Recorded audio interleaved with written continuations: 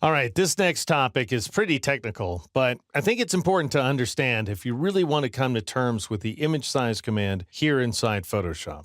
It's all about methods of interpolation, which is how Photoshop takes the existing pixels inside of an image and decides to rewrite them when either upsampling or downsampling.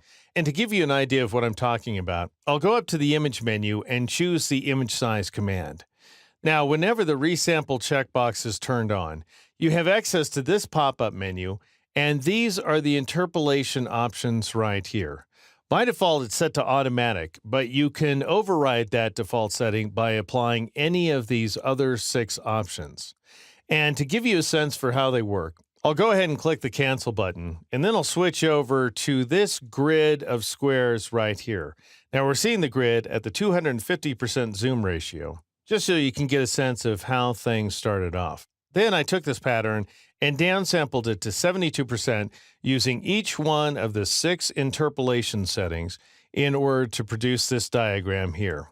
And now I'll just go ahead and zoom in to this lower left corner.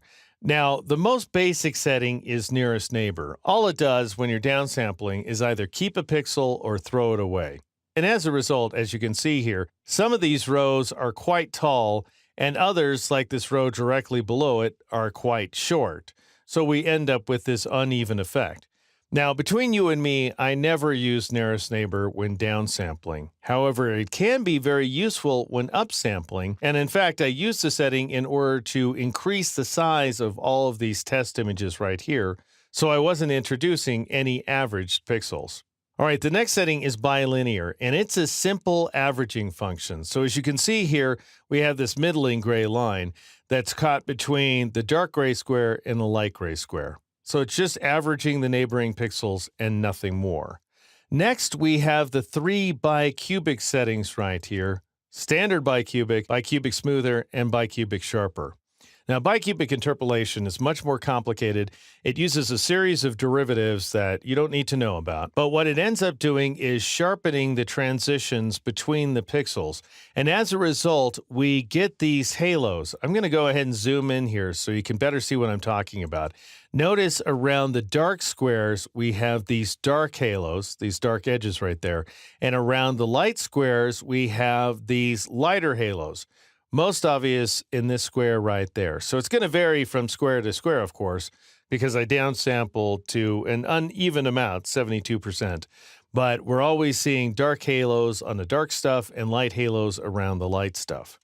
Now, if you don't like those halos and you want to tamp them down a little bit, then you can switch to bicubic smoother, which basically splits the difference between bicubic and the straight averaging associated with bilinear. If bicubic isn't giving you enough sharpness, then you can switch over to this guy, bicubic sharper, which gives you these obvious halos right there, the dark halos around the dark squares and the bright halos around the light ones.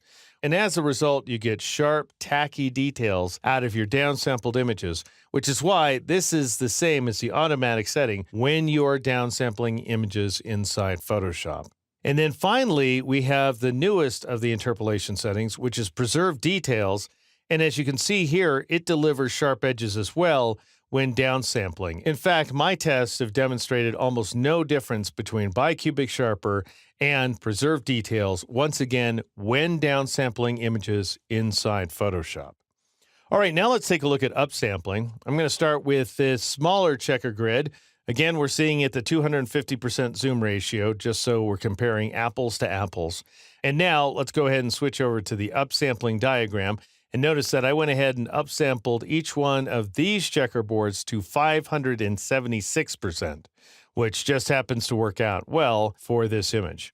All right, here's nearest neighbor. And although we do have a little bit of variation between the heights of the rows and the width of the columns as a result of upsampling to this unusual amount, everything is more or less uniform. If I wanted to make sure everything was exactly uniform, as when, for example, upsampling a screenshot, then I would want to make sure to set my percentage value to a multiple of 100%.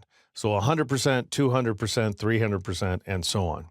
Next, we have bilinear, and as you can see here, it just creates sort of soft transitions between the squares. So again, all Photoshop's doing in this case is averaging pixels. All right, now let's move over to the bicubic functions. We've got standard bicubic, which creates dark halos around the dark squares and bright halos around the light ones. And the result is a slightly sharper image than bilinear. If it's too sharp, then you can switch to bicubic smoother right here. And notice that we do have the halos, we still have them, but we also have some sort of blurry transitions. If bicubic isn't sharp enough, then you can switch to bicubic sharper. And as you can see here, we have these very obvious halos now. And then finally, we have preserved details, which creates even chunkier halos still. But it also introduces a little shape analysis. In other words, it's better at representing circles and diagonal lines and other edges that don't naturally lend themselves to square pixels, which is why it's the same as the automatic setting when upsampling inside Photoshop. All right, so there you have it, all the technical details associated with the 6 interpolation options available to us inside Photoshop.